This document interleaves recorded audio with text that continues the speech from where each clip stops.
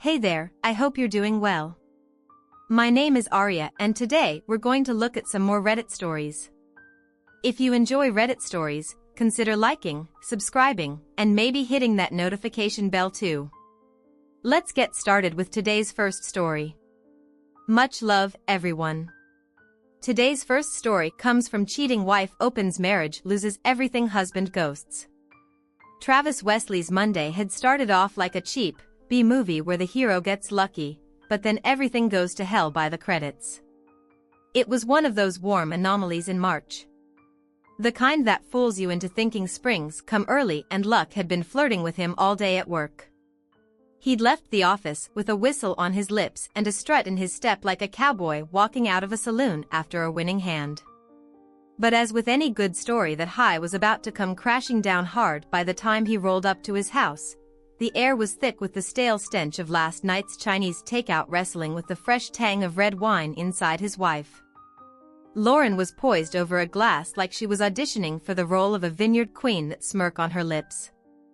It was a little too sharp, like she was the cat that not only got the cream but had the mouse for dessert. Travis, not one to shake off the jitters, easily poured himself a stiff one from the monkey shoulder bottle and slumped into a chair, hoping to smooth out the creases of a suddenly wrinkled day. What's cooking? His attempt at nonchalance came out like a line flubbed on stage. Lauren took a sip, her gaze drilling into him with the precision of a sniper scope. Tell me, Travis. Have I been a good wife, a good mother? Her voice was like velvet if velvet could cut. Yeah, of course, Travis choked out, feeling about as smooth as gravel. And you been a good husband, a good father? She shot back, each word tipped with an icicle sharpness. The room felt like it was closing in, the walls inching closer by the second. I'd like to think so, he said, his grip white-knuckling the glass. Lauren's smile stayed put, but her eyes were throwing daggers. Well, today, I've decided I'm going out with someone else. It was like a scene from a noir film, where the guy gets gut punched by the dame who's been playing him all along, a date with someone else. His words crumbled around the edges. Yes, Travis, just a night out, nothing more, she replied, her calm, eerie against the storm. She just stirred. I'm 47, Travis, my clock isn't going to keep ticking forever. I want a little adventure while it's still on the table. The whole thing was absurd, like finding a clown at a funeral. How could his day, which had started with him playing the role of the office hero, take such a twisted turn? Darn, was all he could muster as Lauren vanished to doll up for her adventure. He sat there, the whiskey forgotten, the room spinning and his world quietly. Shing. Lauren made her descent, decked out in a black dress that screamed femme fatale, its neckline plunging into dangerous territory. Her hair, usually wild and untamed, was pulled back to showcase the kind of face that didn't need a paint job to turn heads at the sight. Travis's heart didn't just sink, it plummeted. I won't stand for this, Lauren, he declared, a doomed cowboy facing down a train. I don't know what's gotten into you, but you're not doing this, not while you're still my wife. Her smirk soured into a sneer. You're not ruining tonight, Travis. You might act tough, but we both know you're not walking out over this. Where else you going to find a woman like me? Nowhere, that's where. And the kids, they'll never forgive you for tearing us apart. Just suck it up, Travis. Let me have my fun for a few years after that. It's just you and me getting old together. You still care, don't you? You don't want to end up alone while I'm out there still turning heads as a car horn blared like a chorus of disapproval outside. Lauren grabbed her purse, strutted over, and leaned in for a farewell kiss. Travis recoiled, a mix of hurt and disbelief clouding his face. Lauren's expression flickered. Surprise, then resolve. I'll be back, just not sure when, she declared, striding out the door. Travis was left watching, heartbroken, as she walked away from their 23 years of script. She didn't look back, not once. It's a tough reality, but being attractive comes with added advantages: more friends, more attention, and favorable judgments. Lauren understood this deeply since she blossomed at 13. A smile or a flutter of her eyelashes could easily capture boys' attention for the more resistant ones. A simple change in posture would win them over. Her beauty was both a blessing and a tool used with skillful accuracy. Travis had just about had it up to here with fresh starts, but this one was a doozy. New city, new school, new freaking zip code. But then, like a scene straight out of a dim store romance, along comes Lauren swanning into his 8th grade life. With the kind of swagger that should be illegal before high school, the kid was hooked line sinker the whole deal. Now Travis, he wasn't some slouch in the popularity stakes himself. He could throw a ball, crack a joke, and charm the socks off just about anyone by the time high school rolled around. He mustered up enough nerve to pitch his heart out to Lauren, and what do you know, she swung at it. They were the talk of the town, those two, until junior year rolled around and knocked Travis off his high horse. Lauren ditched him for Landon Estes Jr., big man on campus quarterback, with a cannon for an arm and a smirk that could sell ice to Eskimos. Travis was gutted, not going to lie, but the kid accepted it, tucked his bruised ego away and moved on. After all, he was no football hero, just a regular Joe. Another face in the crowd. Flash forward to senior year, and wouldn't you know, our boy Travis shot up like a weed on some muscle and started turning heads, but Lauren's still out of his league. And he knew it didn't matter, though. He had his own thing going by then, including a date to prom that made him forget he ever had a thing for prom queens. Cut to college years. Travis hit the books at Michigan State, keeping his love life casual, no big commitments. Meanwhile, Lauren was living it up at Central Michigan, playing the field, including a scandalous fling with a marketing professor. Classic Lauren, always playing to win life, as it tends to do, threw them back together in Grand Rapids. Travis, now a numbers guy with a steady gig, was knocking back a few with his office buddies at a local hotspot when in walks Lauren, still turning heads, still in command of every room she graces. Travis caught her eye for a split second, maybe more out of habit than anything else, and there she was, the same old Lauren, not even blinking an eye at the gawking crowd. Times change, people change, but some things, like the allure of Lauren in a knockout green dress, they just stay the same. Who's that stunning woman? Steve White croaked to the whole table of coworkers without a moment to think. Travis instinctively responded, "Ladies and gentlemen, meet Lauren, the goddess, and my 8th grade girlfriend." Every head at the table turned to Travis, many with mouths agape. "Have you two met before?" one of them asked incredulously. Travis winced. "Please share your enthusiasm for this story with us. Press A if you found the video entertaining. In that case, hit B. I am truly motivated to collect more inspiring and significant stories by your feedback." He hated being the center of attention, any attention. "We were about 14 when we started high school. She paid me no mind for all 4 years." He murmured, "So got any good stories about hitting on the ladies here?" joked a team member. The whole group burst into laughter. Lauren and her friends exchanged glances. She thought she recognized one of the men at the table, but wasn't sure. They settled at a nearby table with Lauren facing the one where the familiar man sat. "Dude, aren't you going to go say hi?" White teased. "Man, you're practically drooling." "Not very impressive," remarked the first coworker, Casey Jello. "She acted like she didn't know me for 4 years. I don't see why she'd remember me." Now Travis shrugged. Several heads nodded in agreement. Lauren continued observing the man enjoying his meal. Then she snapped her fingers and pointed at him. "That's not a good idea," Lauren cautioned. One of her friends pointing at someone in a restaurant can lead to trouble. Ignoring her friend's warning in part, Lauren declared, "I'll be right back. I need to greet an old friend." She practically leaped out of her chair and walked over to Travis's table. "Trav. Hey there, so great to see you," Lauren exclaimed, approaching him. Travis glanced at his friends, then turned to his former classmate with a forced smile. "Lauren. Nice to see you," Travis said with little emotion. Getting up from his seat, Lauren invaded Travis's personal space, kissing him softly on the lips and placing her hands on his shoulders. His colleagues were shocked.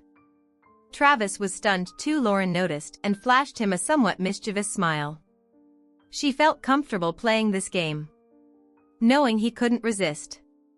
"Let's go to our table. I'll introduce you to the girls," she said, grabbing his hand and pulling him along. He spent most of the evening with Lauren and her friends. Before leaving, Lauren took his phone, entered her number and wrote down his for herself. Lauren found it intriguing that Travis seemed unfazed by her. This was a first for her. He was polite at the restaurant, but spent as much time chatting with her friends as with her. Despite her kisses, he never responded. On Monday morning, Travis's co-workers at the bar questioned him about his connection with the woman they referred to as a goddess. They were surprised when he admitted to staying at the bar for about an hour before going home. "She's impressive, but way out of my league." He muttered, "I get it. I don't need this kind of trouble." 2 days later, as Travis left work, he encountered distress in the parking lot when he noticed her waiting by his car, though he had to admit she looked stunning in a tight dress. He grumbled to himself. "Why didn't you call Trav?" She asked quietly as he approached. Trav did his best to appear casual, though he couldn't help but notice how elegantly Lauren was dressed. She wore a tasteful summer dress that flowed gently around her knees. "I've been swamped at work," he admitted, managing a smile. Lauren nodded and then, with a warm smile, stepped forward to give him a gentle hug. "I missed you," she said softly, planting a friendly kiss on his cheek. Trav could only mutter a quiet "me too," as he reciprocated the hug, feeling a bit overwhelmed by her affection. They decided to catch up over lunch and headed to a quaint little restaurant away from the hustle of the city center. The meal was delightful and Lauren occasionally adjusted her dress, laughing at her own fussiness. Both Travis and the friendly waitress shared a few laughs at some of Lauren's witty comments.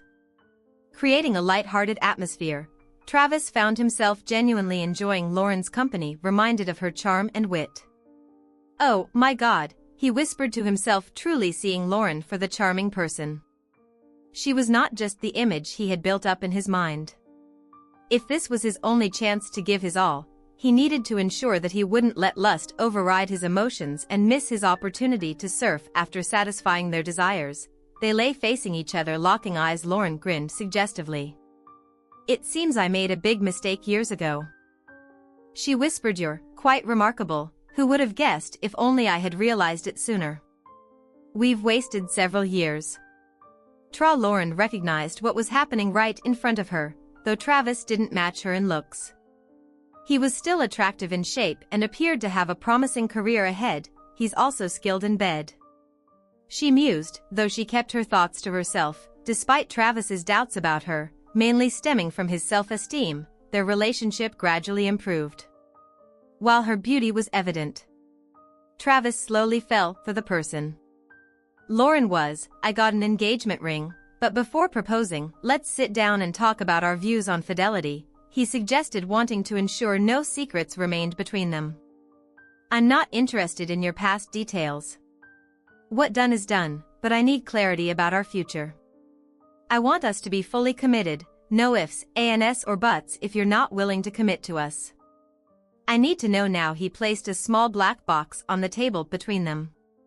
Lauren gazed directly into Travis's eyes, then shifted her attention back to the box. "I'll never cheat on my husband, never." Travis recalled her words. Apparently his wife didn't see it as cheating since she gave him a warning beforehand. He knew that wasn't true. She hoped he'd see it her way, but if he didn't truly accept it. Travis knew Lauren had plenty of chances to cheat over the years, but as far as he could tell, she turned them all down like a faithful wife should. She was a perfect 10, heck, maybe even a 12, while he considered himself a 6 at best. This left ample opportunity for someone more physically compatible to sneak into their lives, assuming she hadn't had an affair he didn't know about. She had been a true wife for 23 years. Travis knew he should appreciate those years, but he didn't when he said, "I love you." He meant forever, not just an impressive 23 years. In fact, hardly a week passed without Lauren getting hit on, not just by men. She knew she wasn't just beautiful. She was stunning, a rare gem among ordinary beauties. When God made his wife, he must have had an exceptional day. Travis would often remark. Initially, Lauren would inform Travis whenever she was hit on, striving for full transparency. However, after a few years, told her he trusted her enough that she didn't need to disclose everything. The only time he wanted to know if she was being harassed was if the person didn't accept her first refusal, then he'd intervene. Conversely, Travis was seldom approached by women. Part of the reason why Travis didn't get approached by women was because he wore his wedding ring. Like a shield within moments of meeting someone, knew he'd enthusiastically talk about his wife and kids, which usually dampened any potential romantic interest. He didn't even realize he was doing it, and most women lost interest before any flirting could begin. Lauren remained oblivious to how her husband's actions were deterring potential suitors, or worse. Their almost storybook marriage lasted 22 years until Rosa Esposito entered the picture, joining the same public relations firm as Lauren, described by Bob CD as a dark-haired beauty with captivating brown eyes and a curvaceous figure. Rosa was like a magnet attracting men in any other workplace. She would have been the alpha female, but at Super Solution she played second fiddle to the most desirable woman in the office. At 42 years old, Rosa had been married for 15 years, but she openly admitted she wasn't a fan of it.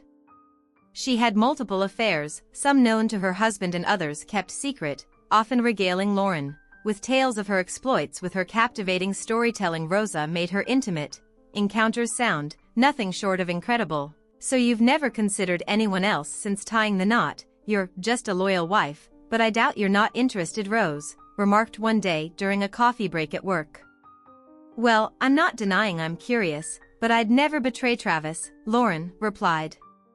Lately, Lauren noticed she wasn't getting as much attention from men in bars and restaurants as before. She began doubting her ability to attract, let alone entertain the what-if scenario, as she observed younger women receiving the attention once directed at her. "What if your husband gave you the green light? What then?" Rose inquired. Lauren's expression revealed she had never pondered this possibility before. Her mind raced with possibilities. "I suppose, if I had his blessing, it'd be a whole different ballgame," Lauren confessed with a mischievous grin. "Have you ever thought about asking him?" Rose probed. "You know anything worth having is worth asking for." Lauren had never considered this. Her face flickered with excitement, then faded. "He'd never agree," Lauren asserted. "Never?" Rose questioned. "Should I do all the work for you?" Rose challenged. "Suggested imply permission and then take what you want, regardless of his response. Convince him that he loves you enough to allow it, that it won't affect your love for him," Rose advised. Travis woke up to the sound of a car pulling into the driveway. Checking his watch, he realized it was a little past 3 in the morning. Glancing at the half-empty bottle of Woodford Reserve, he noted his consumption late night. He quipped as Lauren entered through the front door. Travis scrutinized the disheveled appearance. His wife now wore her hair was tousled, makeup absent, clothes wrinkled. She didn't seem remorseful, but rather smug. "Likewise," she roared Ed sharply. "You didn't have to wait up. I'm hitting the hay, and perhaps you should too, but never again by my side," he retorted. Lauren shot him a disgusted look and ascended the stairs, refilling his glass with bourbon. Travis resumed watching ESPN, spending the night in his recliner, stomach growling. Around 9, he roused himself to prepare breakfast. While eating, he heard the shower start upstairs. Normally, he might have anticipated his wife descending in a robe, hair wrapped in a towel. However, she didn't emerge for nearly an hour, and when she did, she appeared immaculate. As always, it was no less than expected. "Did you save any breakfast for me?" she inquired. "I brewed a pot of coffee, but you'll have to fend for yourself on food since you're all dead up at home. I think it's time we had a chat," he stated firmly. Lauren was taken aback by Travis's lack of emotion. She had anticipated him to react irrationally, making him easier to manipulate. Rational Travis, she thought to herself, would complicate the conversation. "Aren't you curious about last night?" she asked softly, sensing a hint of superiority in her tone. "Does she really think I want to hear about being betrayed?" Travis murmured quietly. "Hardly," Travis replied, matching her volume. "I want to understand where you see our marriage heading. As I mentioned yesterday, I plan to explore intimacy with other men over the next few years. It's not about love. I only love you, but I want to experience something new. While I still have my looks, I've devoted myself to you for 23 years without a thought of betrayal. I crave the excitement of the unknown. We still have our life together and I'll be grateful for the experience and cherish you exclusively for the rest of our days. Lauren explained. Travis listened intently as Lauren spoke while fixing his breakfast. He found her calm demeanor while discussing such pivotal matters unsettling. He had numerous questions. Is this all because you desire variety? Am I not sufficient for you? He inquired, his voice trembling before she could respond. He continued, so you want an open marriage for a while and then return to monogamy. Eventually. Does that mean I can see other people too? Lauren struggled to contain her amusement. The notion of her reserved husband asking another woman out was comical. Travis was the most committed to marriage of any man. She knew, however, if this was what it took for him to agree in principle. Then, yes, she affirmed, assuming it's just about intimacy, for you, too. Travis raised his eyebrows and shrugged a gesture Lauren couldn't quite decipher, but she had a suspicion. So how about a date with Rose? She's a great woman from my office, I'm sure she'd be up for it. Lauren suggested, knowing her friend wouldn't mind spending a night with her husband, especially if it helped Lauren achieve her goal of intimacy with other men while staying married. Travis looked puzzled. The part of him that once craved excitement as a 21-year-old bachelor was tempted by Rose, but the responsible, 47-year-old husband knew better. I'd enjoy a date with Rose, but no baby thanks, that make me just as much a cheater as you were last night. He declined. Lauren's smile faded into an angry grimace. I'm not a cheater, she protested. Well, if you say so, babe, Travis replied, more serious than she expected, but I still don't agree. Get real, babe, because I'll do it regardless, she retorted. On Monday morning, around 1100, Rose entered Lauren's office to find her visibly upset. To hell with that prud and his high horse, Lauren muttered, closing the door behind Rose. He even turned down a date with you? Rose frowned. I didn't know I was on the table, but forget it. How could he resist this? Lauren said, gesturing to herself. How was your date? Did Travis ruin it? Rose asked. The date was amazing. Jonas really knows how to please a woman, Lauren admitted. God, it's been ages since I felt another man. I definitely enjoy the change. Who do you think I should try next? They both burst into laughter. Lauren felt relieved that she hadn't received divorce papers right away with minimal interaction between them. She decided it was best not to inquire about his intentions. Although Travis hadn't confided in his wife, he wasn't eager for a divorce. He hoped she'd wise up and abandon her foolish plan to cheat on him. He believed they could move past it if she stopped. His optimism grew when Lauren didn't go on another date the next week, but they still weren't reconnecting. However, the following Friday, Lauren was dressed to impress again, seemingly prepared for a date. Are you seriously doing this again with the same guy or someone else? Travis asked sharply. Come on, Travel, didn't you hear me? It's not about you. It's about me wanting to experience something before I'm too old to attract anyone. It's not that I want you any less. I just want more. Different people are always hitting on me. I just want to enjoy it. I'll always come back to you, she explained. What if I don't want you to come back? I won't share you, Travis retorted. I won't stand by while you have fun. I can't handle it. I won't sit around while you try out half the guys in our city. One date I could maybe handle, but two is too much. Staying out all night partying, it's over. That's not why I'm here, he declared, his voice shaking.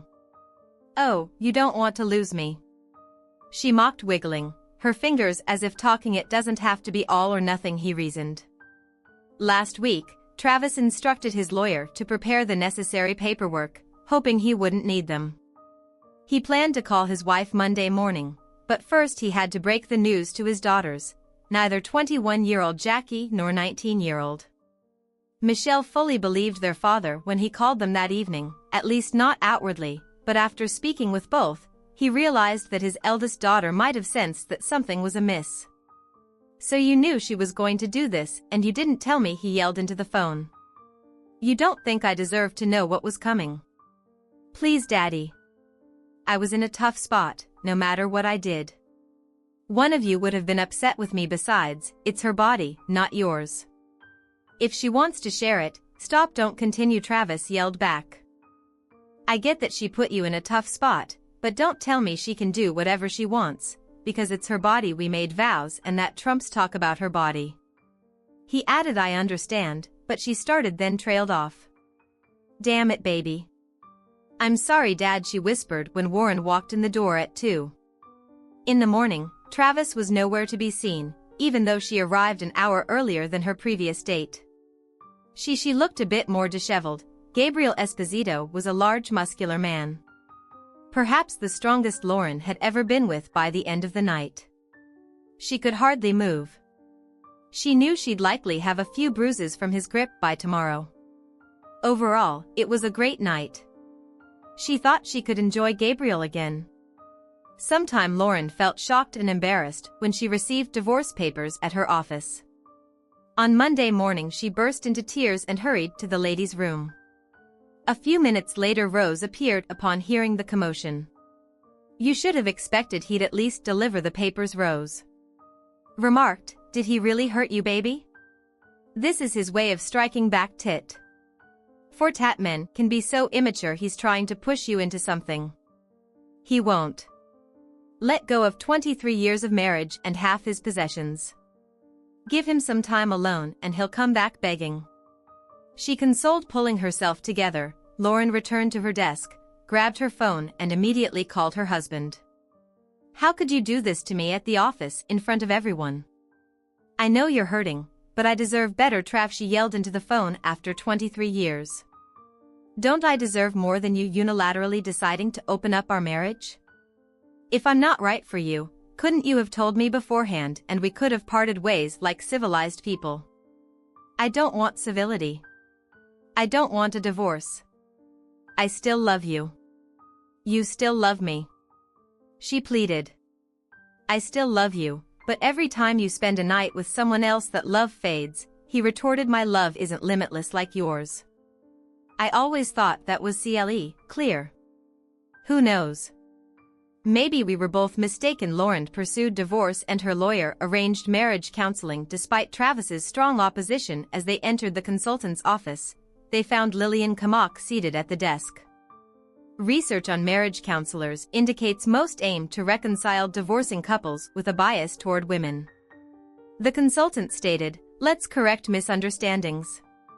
Mrs. Wesley, did you truly inform your husband about your intention to date other men for a few years? Travis concealed his smirk, while Lauren struggled to hide her shock, realizing she lacked a convincing lie. Yes, I did, she replied softly. That's my desire. It won't impact our marriage. I believe we can conclude here. The consultant declared apologies for the inconvenience. Mrs. Wesley, I'll inform the judge and conclude this charade, but Lauren stuttered, honey.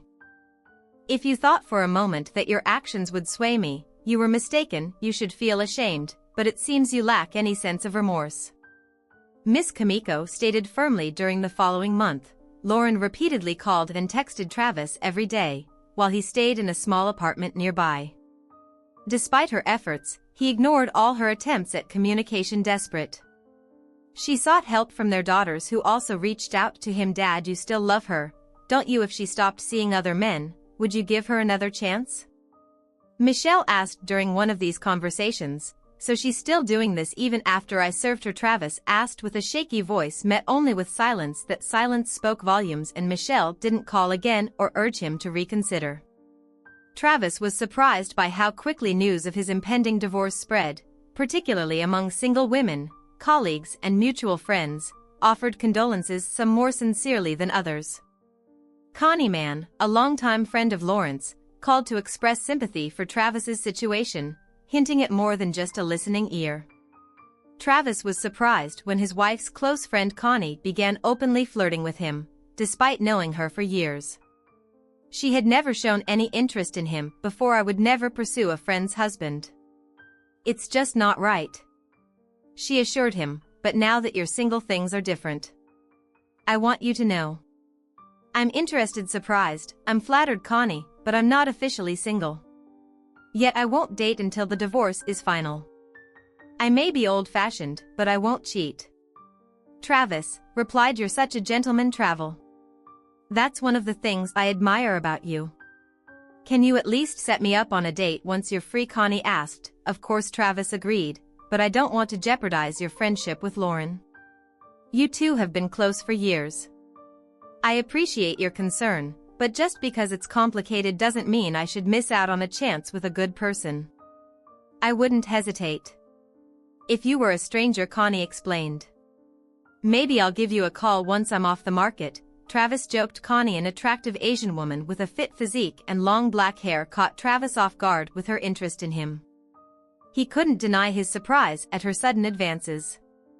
Travis kept his promise and phoned Connie on the day his divorce was finalized. They went to a restaurant and then to a local jazz club. On Saturday evening, Connie noticed Travis seemed uncomfortable and mentioned it. "I feel like a clueless 15-year-old.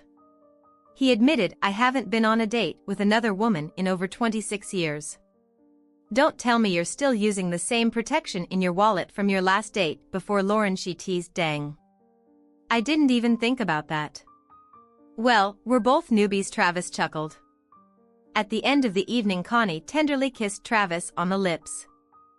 They both felt positive about the date and he promised to call again. Travis hadn't thought much about removing his wedding ring on the day of his divorce, but it seemed to be a big deal to unmarried women. Several female co-workers noticed the absence of his ring and commented on it, leading to a noticeable increase in flirting in his office. This was a new experience for him, and one day during lunch, he discussed it with his best friend at the office. "There are so many attractive women in this office.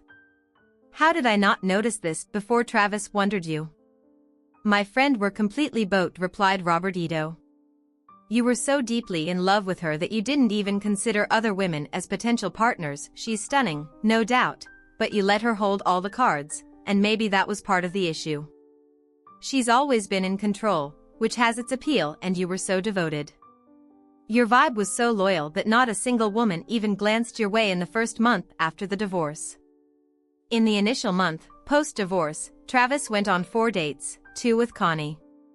He hadn't managed to sleep with any of the 3 women he dated, but that wasn't his aim. By the second month, he was just as sought after and slept with 2 women. Travis's daughters, who had been in touch with their mother more than their father lately, heard her constantly claim that she could have any man with a snap of her fingers. Their dad, an average man in his 40s, struggled to find a partner, let alone a steady girlfriend.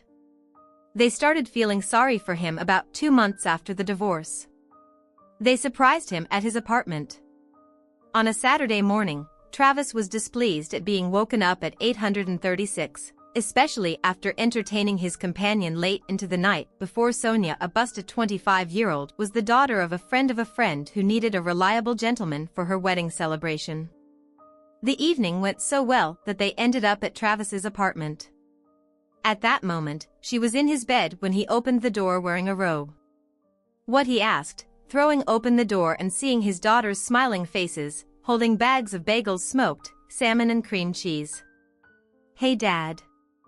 Can your 2 favorite daughters join you for breakfast?" Jackie said as they entered. Travis kissed them both on the cheek and led them to the kitchen table where they emptied the bags they had brought. They were just stashing away the bagels when Sonia emerged from the bedroom wearing one of Travis's white shirts, half-buttoned and probably nothing else. "I'm sorry, I didn't realize you had guests coming, hun," Sonia said. "Your mom mentioned you set your own schedule." "No worries, Sonia. These are my daughters, Jackie and Michelle," he replied, indicating each with their respective names. "We were just having breakfast bagels with salmon," Sonia chuckled, causing her ample chest to jiggle beneath her shirt. She lightly brushed her thigh against Travis's arm and settled into the chair beside him.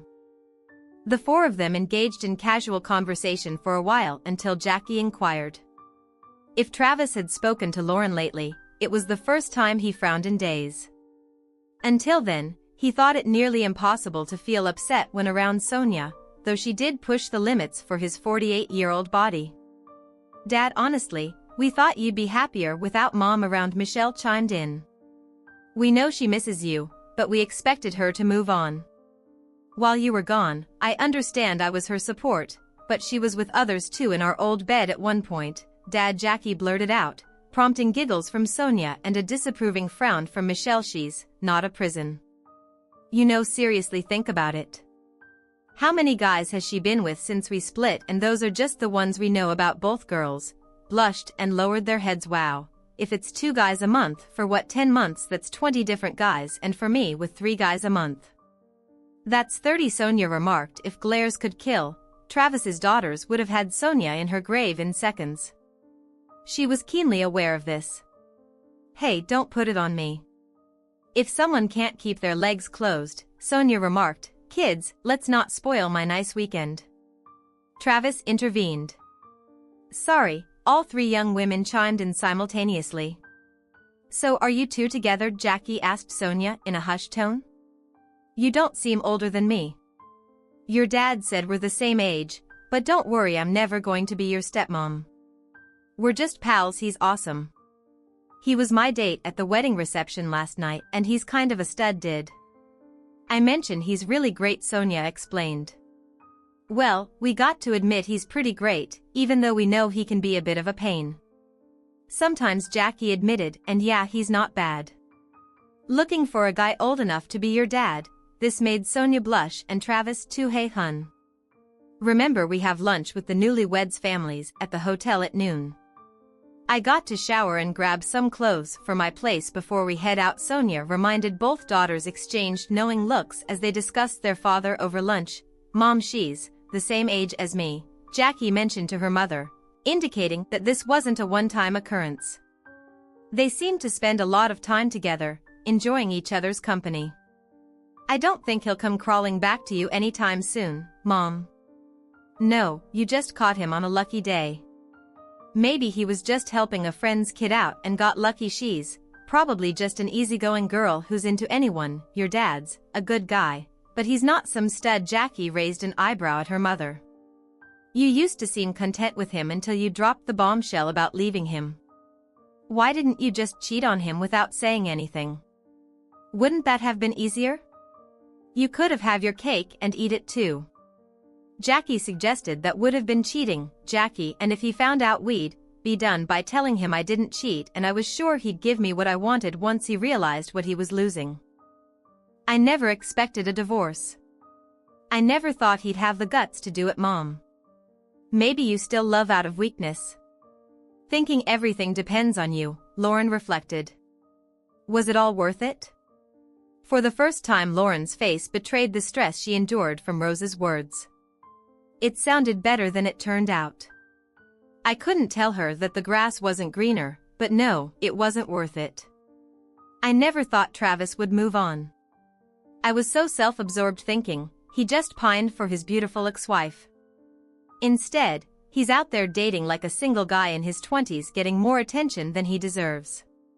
Lauren admitted after the divorce he dated several women, even my old friend Connie, and now some young girl who's the same age as our eldest daughter. Instead of moping at home, he's out there living it up like a single guy in his 20s, getting more attention than he deserves. Lauren lamented, when I found out Connie was dating him, I didn't say anything, thinking it was just a pity date, but the second date was unnecessary. I told Connie in private. I thought we were friends. Connie, you should be on my side. We girls have to stick together, but Travis didn't do anything wrong to you. Lauren, he's a good guy, great, even he's everything I want in a man. Why wouldn't I date him? Women are lining up for a chance to go out with him.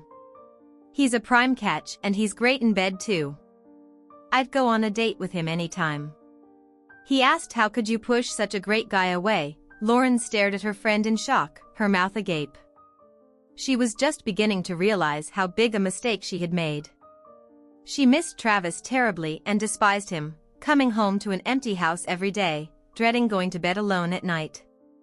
Travis, meanwhile, could not have foreseen how exciting his life would change. He would have been content with his old, mediocre life, but, other than that, he was enjoying life quite well. Work was fulfilling and his social life was vibrant. He found pleasure in the company of various women, both in and out of bed. While he wasn't actively seeking a long-term relationship, he relished the variety to Travis. There was more to life than just being married to a beautiful woman. Mara Goodling, sporting shoulder-length silver hair with streaks of purple, tied back in a ponytail, emerged from the back of her Chicago Go Cubs baseball cap. Her blue Cubs t-shirt accentuated her ample chest, and her light blue Lev eyes hugged her figure. Despite being 60 years old, she drew more than her fair share of admiring glances in the left field bleachers at Wrigley Field. Among those glancing her way was Travis Wesley, the ex-husband of one of her longtime employees, Lauren Wesley. Travis and Mara attended a Cubs game. During a weekend trip to Chicago, Mara had worked with Lauren Wesley for over 15 years. I've met Travis at several corporate events, where he accompanied his then-wife, and I always thought he was handsome and pleasant. She reflected. She knew that Lauren had divorced about 2 years ago, and Mara herself had been a widow for about 5 years, her longtime husband having passed away in a car accident. During that time she had been on only one date before deciding to reach out to Travis. Travis remembered her, finding it hard to forget a woman who exuded both style and beauty. He eagerly accepted her invitation to dinner. This occurred several months prior to the present moment. Their first date took place at an upscale restaurant, followed by a concert at the Philharmonic, with Mara providing the tickets. The evening concluded with a kiss at her front door. The second date was a Saturday hike on the trail, and the woman giggled several times as Travis, clearly tired, had to take short breaks during the day. It seems she and her late husband were enthusiastic climbers and hikers, and, although Travis thought he was in good shape, he was mistaken. He also discovered that Mara had a toned body for an older woman and captivating gray eyes. The date concluded with Mara and Travis sharing tender moments on the rug in her living room after a passionate make-out session on the sofa. Her blend of affluent class and girl-next-door charm intrigued him. Mara gladly agreed when Travis suggested spending the weekend sightseeing in Chicago. As part of their third date, on their first date, Mara informed Travis that she had no intention of informing Lauren about their dating status. If asked, she wouldn't deny it, but she wasn't going to broadcast it either. Mara also mentioned to Travis that Lauren had informed her colleagues that she and Travis were divorcing due to irreconcilable differences. Travis shared with Mara the same story. He had told others Lauren had cheated on him with at least 2 men without providing further details. In the 2 years since his divorce, Travis had developed several strong relationships and enjoyed what he deemed an amazing intimate life. All his partners held him in high regard, and some hoped to be considered when Travis decided to trust women again and marry. Lauren, on the other hand, took a different approach, as she had told her then-husband before their first date. She was simply seeking satisfaction while still attractive enough to catch almost any man's eye. She wasn't seeking an emotional connection like most of her partners. This significant difference between the two former partners posed a problem for Jackie. She and her mother were deeply involved in preparations for the upcoming wedding, which her father was happily financing. When Warren suggested to his daughter that both parents should attend the wedding solo to minimize tension, Jackie promptly agreed and relayed the idea to her father during their lunch chat that same week. "Is this brilliant idea yours or your mother's?" Travis inquired. "I intend to bring a companion. I'm footing the bill for this affair, and I plan to enjoy it with the person I choose. Heck, I've been taking dance lessons for about a year now, ever since your engagement was announced." "Are you seriously taking dance lessons just for my wedding?" Jackie asked. "That's adorable, but no, Jackie. She doesn't seem to have anyone close enough to invite, so she's attempting to pressure me once again, acting selfishly and trying to manipulate the situation in her favor. Sorry, baby, but I won't be attending my daughter's wedding without a date. If you're not brave enough to tell her yourself, then I certainly will. She can attend alone or with a companion. That's her decision." Travis declared. "I'll bring my companion," Travis affirmed. "Understood loud and clear, I'll inform her. Your point is valid, and I'm genuinely excited to see you dance, but could you bring someone older than me? Though I can manage that, baby, but you really ought to see how Sonia and I dance." Travis grinned broadly, earning an equally wide smile in return. Travis escorted Connie to the wedding. He thought she looked fantastic in the green dress he bought and paid for. They argued about it because he insisted on purchasing the dress. Travis explained to that, as the father of the bride, he would be wearing a tuxedo, so she needed a new dress which he would be delighted to buy. And yes, I realize it also requires shoes, he added with a wide smile, walking his oldest daughter down the aisle was one of Travis's most memorable, yet challenging experiences, reflecting on the words of other fathers who had forewarned him. He acknowledged their accuracy. Nonetheless, it was a fantastic day. Connie and his children enjoyed themselves dancing until the late hours. The only disruption occurred when his ex-wife arrived with her own companion. Although Travis was unfazed, the man spent much of the wedding's initial phase smirking at him later. He behaved boorish, leering at and groping multiple women like a drunken lout, prompting Jackie to request her mother to remove the guest. Lauren, visibly embarrassed, apologized profusely and promptly escorted the man out before departing with her date. Even so, Lauren found time to confront Connie in the women's restroom. "You're the one who stole my man," she accused Connie. "I'm sorry, but I've never stolen anyone's man," Connie retorted. "He divorced you before we began dating. You're responsible for your own divorce. You let go of a wonderful man for fleeting pleasures." Lauren's face flushed with anger. Her previously intense gaze softened. She bowed her head silent as Connie exited. Connie chose not to mention the incident to Travis or the family, not wanting to mar their special day. A few months after the wedding, Michelle paid her father a visit. Appearing restless, Travis observed her for a moment before asking, "All right, Mitch. What's on your mind? You seem somewhat uneasy tonight." Michelle blushed deeply and started to stutter, signaling to Travis that something was amiss. "Dad. Mom talks about getting back together with you. Sometimes," she began, "about how she'll win you over once she stops dating other guys. Did you and she have a fling or anything?" she cautiously inquired. "My personal life isn't your concern, young lady," Travis snapped. "But no, I didn't sleep with your mother," and Michelle hesitated before revealing, "Well, the thing is, she has a venereal disease, Dad. I overheard her conversation with her friend Rosa and she mentioned having syphilis," Michelle confessed quietly, avoiding eye contact with her father. Travis's expression shifted from surprise to sadness as Michelle observed him from the corner of her eye. "I suppose you're telling me this because you're worried about me," Travis acknowledged, "but it's standard procedure to inform all potential partners about the disease. I wasn't aware of that." "I appreciate your concern, though, honey," he reassured her. "I understand that Mom's actions concern you. Some of my friends warned me that she's quite promiscuous. It's always awkward when friends tell you your mom isn't perfect." A few days later, Travis received a troubling call from Mara. It became apparent that she shared Michelle's concerns, likely also worried about her own health. "If you're wondering if is with my ex, the answer is a resounding no," Travis assured her. "Believe me, Mara. I understand your worry, but I can't control my ex's behavior. It's unfortunate, but her questionable actions have become a topic of gossip lately." Mara confided Lauren saw her STD as a way to win Travis back. She felt she had enough men in her life. 6 months after being cured, she devised a plan to reconcile with Travis, though she harbored some resentment toward him for initiating the divorce, which wasn't her original intention. Her plan might have succeeded if other women hadn't pursued Travis. Lauren believed she was unmatched in intimacy and didn't expect Travis to be drawn to other women. "He's a catch, but can't these women see he's not on my level?" she vented to Rose over margaritas at the bar. Rose encouraged Lauren's lifestyle, but underestimated Travis's depth, assuming he'd just wallow while his ex had fun.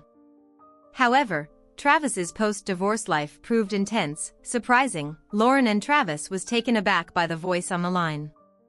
His ex-wife, whom he hadn't spoken to in years, his daughters, must have given her his number. He didn't prohibit it, but saw no need for direct contact. "Hi Trav," she greeted sweetly. "I think we need to talk. I thought we agreed to wait until Mal's wedding, but since that hasn't happened yet, maybe we should go back to silence." Travis replied, "You're still in denial about loving me. She insisted you think the world revolves around you. Listen, Travel. I get you're still upset, but I truly care about you. Maybe I should have just kept my affairs secret, but that'd still be wrong. Cheating's cheating, Lauren. Just because you told me doesn't change that you did it thinking I'd never leave." "Do you think I'm that pathetic?" Travis replied. "You may think you're a perfect 10, even 12, but I've realized I don't need to live in your shadow. These past years have shown me I'm more than just the husband of a beautiful woman. Other women appreciate me emotionally. Why go back to a selfish woman who doesn't respect or love me?" The same way, after hanging up, Travis turned to the woman beside him, ready for round 2. He asked Sonia, who eventually found her soulmate and married, but Connie and Mara maintained their relationship with Travis. He cared for them both in his own way, but never remarried. They reciprocated his feelings in their unique manner, accepting the arrangement. Together years later, they were invited to Travis's second daughter Michelle's wedding, which irked Lauren as she hadn't invited her boyfriend. She voiced her complaint, but Michelle didn't side with her after Jackie and her family. Connie and Mara are the closest people to Dad. Michelle explained they loved him for who he is, prioritizing him over their own needs. "You had him, but you left for something more fleeting. Why?"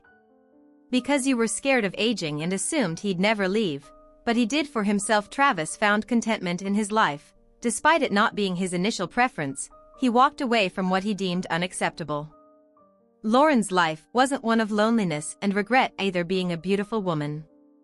She often attracted attention from men, leading to several short-term relationships that never progressed into anything lasting. Reflecting on the past, Lauren acknowledged her remorse for informing her husband of her intention to leave, primarily because she struggled to accept Travis's swift acceptance of her decision. She questioned her judgment, pondering how she could have misjudged the situation so severely. In her eyes, she was a perfect 12, while he was merely a 6. She believed it shouldn't have concluded in this manner. "I'm going to turn this one over to you. What do you make of this situation? Share your thoughts in the comments below, and as always, a huge thank you from the bottom of my heart for getting involved in today's stories. Your love, support, and time mean the world to me. So, thank you so much for being part of this. I really appreciate your time. I'll see you in the next one. Take care and much love."